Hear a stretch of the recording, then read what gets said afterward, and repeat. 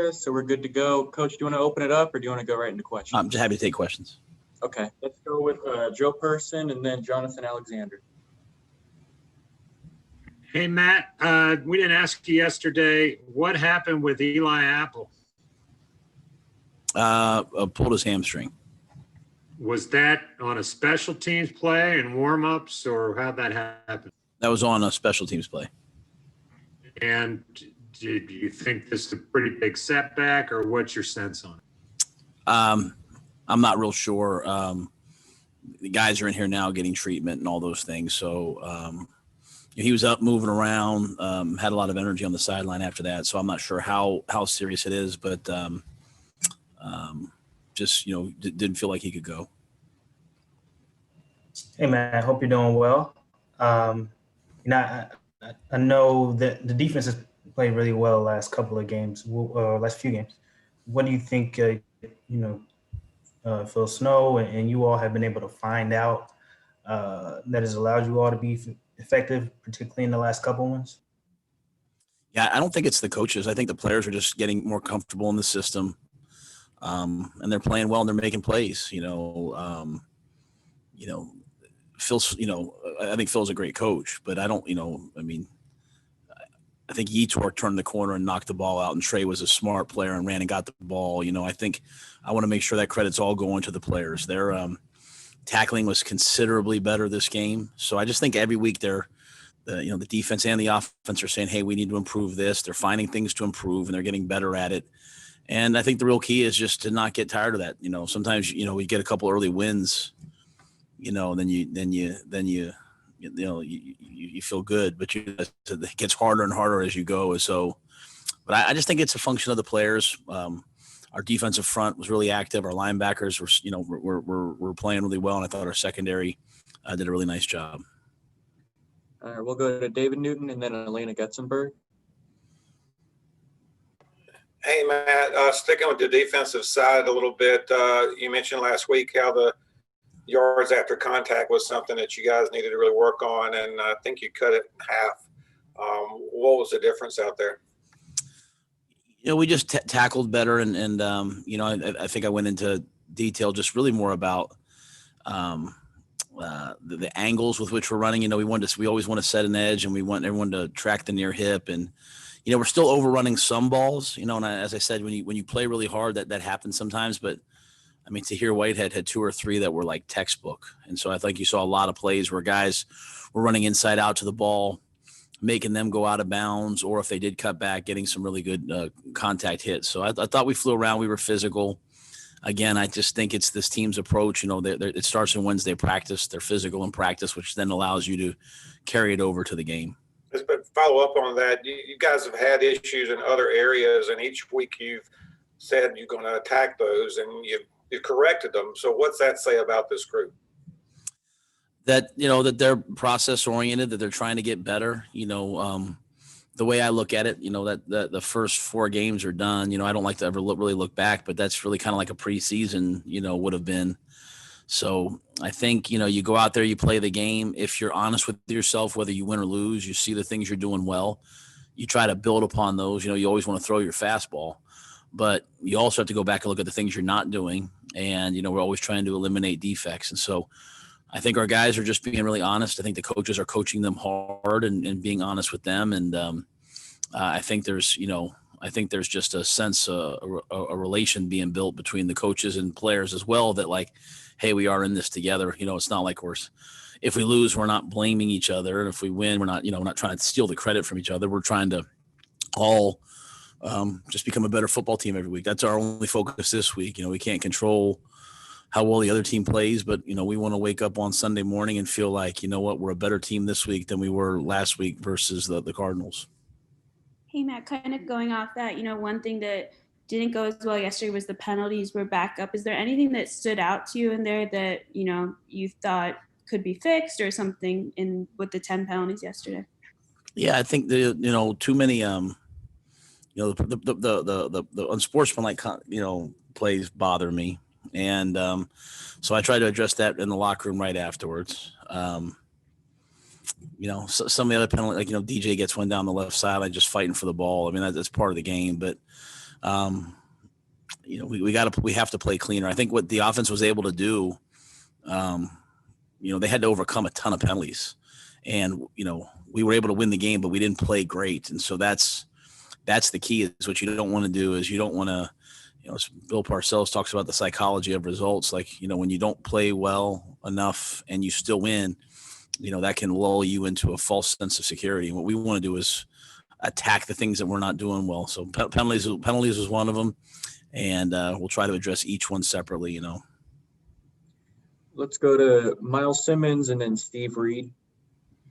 Hey, Matt, you were sort of talking about this just a bit ago, but being now through a quarter of the season, just how do you assess your team and the progress that you guys have been able to make?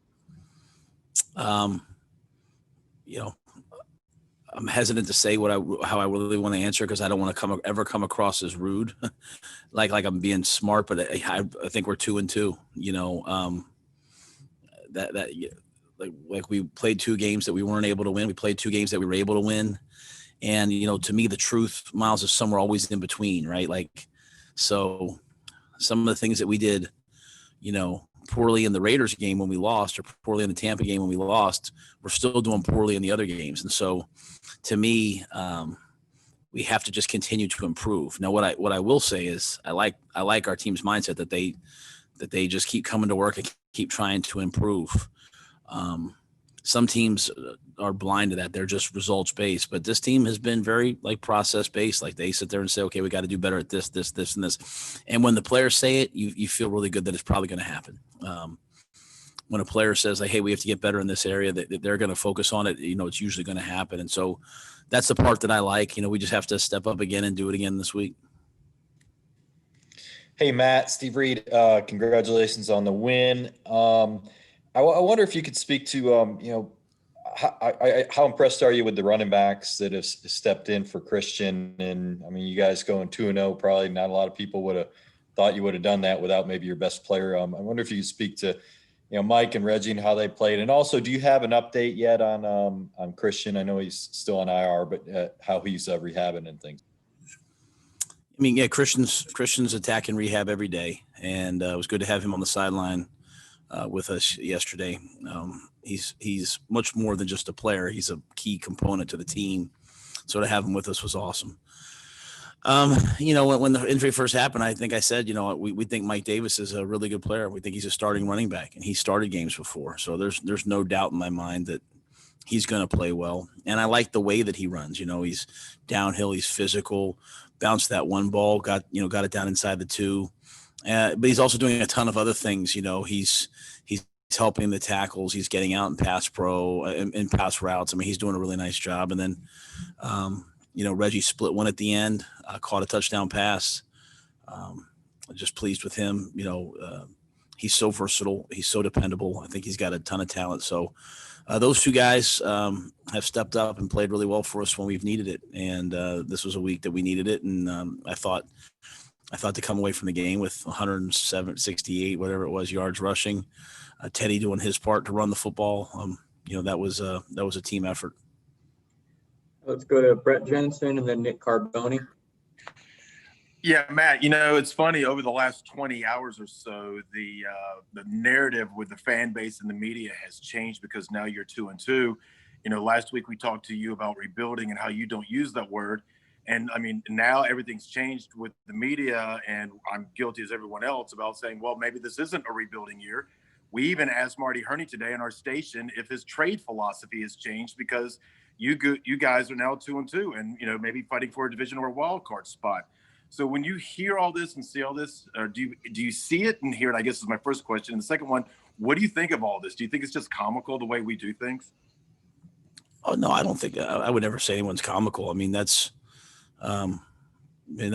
that's part of being a fan. That's part of covering the team, right? Is talking about what might happen, what will happen. I mean, that's part of it. And it's great. I obviously am inside the bubble, right? I'm worried about what time are the guys getting massages today, and are they going to have enough time to get upstairs to practice, to meet? I'm worried about who's banged up from the game yesterday. I don't think we want a coaching staff that's worried about what people are saying. because then we'll be kind of, flying in the wind, I'm going to just keep trying every week to make sure our team's better every week. And, hopefully I have a chance to coach here for a long time, and that, in a year from now, we're better than we are today. And the only way to do that is to make sure that next week we're better than we are today. Right. So I just take each day, one day at a time. But I mean, I love fans because they're why we get to do what we do. And I'm a fan of other sports. You know what I mean? Like, so if you're asking me about basketball or soccer or baseball, then, then I have 100 opinions, and I'm not in the bubble. But for this thing, I mean, I'm inside, and I don't hear much else until you say that, and I do know that we have a great fan base, and they deserve to have a winner, and they want to have a winner. So we're just going to try to win every week, try to go 1-0 every week. And some weeks we'll do it like we did last week. And hopefully everyone's happy when we do. Hey, Matt, this is Nick from NBC. You guys were able to utilize the substitution rule to your advantage a couple of different times late in the play clock with them. Was that something you noticed you could do specifically against the Cardinals? And can you kind of take us through the strategy of that? That's from being in college where everyone's tempo all the time. They sub. So when they sub, we have a chance to sub. And when you're a tempo team, I do believe that we should substitute because that's safety. You start getting 15, 16, 17 plays and they're going tempo and it's hot. We want to try to rotate our guys. So when they subbed, we sent them in. That's, like I said, that's something that we're used to. And, I think our guys did a great job of when I yelled for Zach Kerr to go get in the game and get KK out, he did, or Derek Brown out, he did it and did a great job. Go to Will Kunkel and then Jason Huber. Hey, Matt, Will with Fox 46. That fourth down play where Teddy had the guy in motion, it looked like he ad-libbed him to double back. One, was that an ad-lib? What did he see there? And what was kind of the process of that when he off that naked bootleg? Just the play we were just turned around on the play. So he was trying to get it right. And he saw the play clock running down. If you zoom in on me on the sideline, I call timeout just as the ball snapped. I mean, the play is not right. But, this was a week we told everybody, hey, let's figure it out. Just go figure it out. And Teddy figured it out. And, again, that's credit to a lot of things, though, being able to run the football, when you run the football, nakeds and keepers and all those things are so much better because guys are having to defend the gap and chase the ball. So it was a good play call. Just, again, the whole thing was kind of turned around. And when you come in on Monday, you watch the tape, you see that things aren't right. I don't really get too caught up in like, well, he said this and I thought it was this. I just know it wasn't right. So Teddy was trying to get it set up right. And thankfully he made a good play with his legs like he did a couple times. Just a generic question. What's the mood like today versus, after week 1 and week 2 in the locker room? I think it's the same. You'd have to ask the guys in the locker room. I think it's the same. I think I'll say it again. We left the Raiders game disappointed, but knowing, I think if you remember what I said right after the game, I was like, you could be disappointed, but don't be discouraged. I think after week 2 at Tampa, there was some like, a little bit of like, hey, what's going on here? Guys had a sense of urgency. But I think they had a sense of urgency because they know that we're a better football team than we showed. And, we had 4 turnovers and still had a chance to go win that football game. And then, and so I think now, like, what I don't want to do is I don't want to be a team that just rises and falls. You could be happy, but you got to come in on Monday and have the exact same process. And that's, again, there's lots of things that we're not doing well that we have to improve upon. So I think that mood's great. The same. I think the one thing that's happened is we've tried to take it upon ourselves to, hang out a little bit more together, spend a little bit more time together, get to know each other a little bit more, all safely, all COVID safe. But we've tried to do those things. But that all started when we were 0-2. That didn't start after we won. That started before the winning, the wins have come. So, we'll play the rest. My challenge to the guys is when you see us practice, when you hear us talk, and when you see us playing the games, you shouldn't know if we're winning or losing. We should be the same, same team every week. Hey Matt, Jason with WFNZ. You mentioned, every week with this shortened off season, we're still it's preseason. It's like you're in the preseason, and now you finish these 4 weeks, which you would have had 4 games if there was a regular preseason. Are there things that you saw in these first 4 weeks that moving forward, you're kind of like to the team now? Hey, these are things that we should kind of have worked out now, because you have these first 4 weeks, you're learning each other, getting to know each other. Does the message change at all now that kind of timeline is over? Yeah, and I only talk about we're kind of with you guys, the first 4 games, just to sort of explain, like Reggie's such a good example, like now that I've seen him in games, I can see what he can do, right? Sometimes you guys ask me about the second quarterback, and I'm always like, I haven't seen them in a game, so it's hard for me to say. But with the team, I just try to every week, and our coaches try to every week, and our players try to every week come in and say, this is what we did well. This is what we didn't do well. Here are the areas we need to improve. And so, I'm hopeful that, before the last game of the season, that we'll come in on that Wednesday and say, here's the things that we have to improve upon. That's what good teams do. A team that wins the Super Bowl, if they want to win it the next year, they should, probably meet that Wednesday and say, or that Tuesday after they're done celebrating, and say, what do we have to do next year? So if we just keep trying to improve, if we have that mindset, then we'll be all right. If we start relaxing and being like, hey, that was a good win, then we'll falter. Let's go to Miles Simmons and then Mike Solarte. Matt, you had to play another game without Russell Okung yesterday. Just how did you assess the play of Scott and Greg Little? And do you have a sense for where Russell is with that injury? Yeah, Russell's close. If we didn't have so much confidence in Greg, he probably would have pushed himself to go. But that's one of those injuries that, if it's not 100% and he re-injures it, it could be a couple weeks. But we knew Greg Little was going to go out and play well. And Greg Little went out and played really well versus, he's playing against Chandler Jones. The last 2 weeks, we're talking about some all-pro, all-NFL, Pro Bowl type players, and Greg was really, really good. Had a great, we had that throwback screen to Robbie, had a great block. Trent came in and played some too, and Trent played really well. But Greg Little, his team needed him, and he stepped up and played well. And that to me should give him elite confidence. And the confidence is that he's been practicing really well. He's been working really hard the entire training camp since the time he was allowed in the building. I see he's one of the first guys in the building every day, and his opportunity has come, and he's done really well the last 2 weeks. Is he perfect? No. Does he have to improve on things? Yes, but he's way better this week than he was last week. And the same for Trent. This guy's going to have a really good time with us. He can play guard. He can play tackle. He loves football. So, you hate injuries. You have a great player like Russell Okung and you lose him. You hate it. But the one thing is it's an opportunity for other guys to step up and show what they can do. And now we're a much deeper football team now than we were a couple weeks ago. So I can't wait to get Russell back.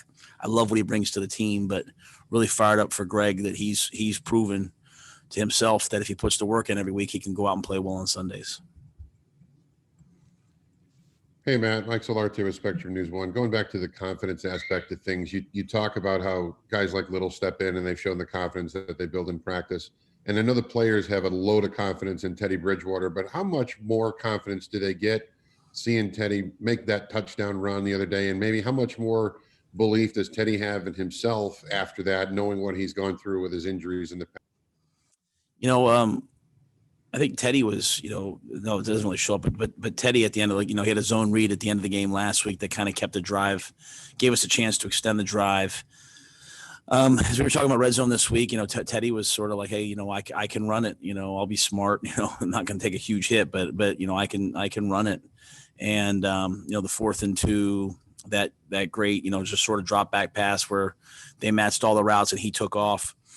I think the biggest thing about those is just you see the way the players respond to each other, and you only really see it when you see the TV copy. And I don't really have a chance to see the TV copy. But I came in this morning. One of the coaches had watched it and showed me a couple clips, and like, you see a receiver make a catch. You see the other receivers go up and just so excited for the guy, and then you see Teddy score that touchdown, and you see the guys go running up and celebrating together. I mean, that's really all we want as a team, and teams, they are excited for each other and they have energy for each other. So, I think Teddy's got a lot of confidence in himself. He has a lot of confidence in the guys around him. I do think, going back to Greg, I think Greg and Trent playing well last week against San Diego let Teddy know that he was going to have time, and I thought he played with real confidence. But I think guys are, they're getting to know each other and they're trusting each other more and more every week. All right, guys, we only have time for one more, so let's go to Joe for the last question. Hey, Matt, actually, I'm going to squeeze in two real quick, but you mentioned Zach Kerr. And I know he's a big guy, but he seemed in particular to kind of take his time getting out on the sub deal. Was that, kind of like you're allowed to do that, like you said earlier? And do you kind of tell him, don't be in a rush to get out there? And then secondly, I was hoping you could take us through the mechanics of your challenge. And do you have anyone in the booth helping you with it? So, I mean, just for Zach, I mean, we would never want our guys to sprint on the field and then play a snap, right? That wouldn't be safe. I mean, if you're having to run off the field because you're up against the clock, then we want you to run off the field. But running on the field, I mean, we would never sub if there wasn't time. So, I mean, we don't want guys running out there and being gassed and having to play. That wouldn't be safe. With regards to the second part was the challenge. Yeah, I usually ask, like, is there, can you guys see a TV copy? But I had to look at the scoreboard and just looked at the scoreboard and they thankfully I guess it's Mike Bonner who runs the game day operations here. I mean, everything from the music to the replays. Thankfully, it was on. It was being played, and it just looked like it was close enough to challenge. So the guys on the staff always do a great job. If they have an opinion, I'm willing to listen to everybody. As I said yesterday, Taylor Rajak's like director of analytics. Like he'll I have a question, he'll help me in terms of, hey, can I challenge it, or anything like that. But at the end of the day, I have to make that decision, and just looked like on the video, it was close enough that it would be worth it. And again, you get two challenges. It was just the first one. So it just seemed like it was worth it. And I think a big part of that was a great rush by Etor. But again, there's two parts to that. You have to prove that the ball's out before his hand went forward, but you also have to prove clear recovery. And I think Trey running over and getting that ball, those seem like little things, right? Like that's the coaches at practice saying, hey, every time the ball's in the ground, guys, go get on it. But it comes up in a huge way when you do it. So I knew we had clear recovery because I saw Trey get it. It was just, hey, I think that ball came out. And again, it was just a great job by our game operations people, playing the replay so that I could see it. All right, Coach, we appreciate you taking the time. All right, see you guys.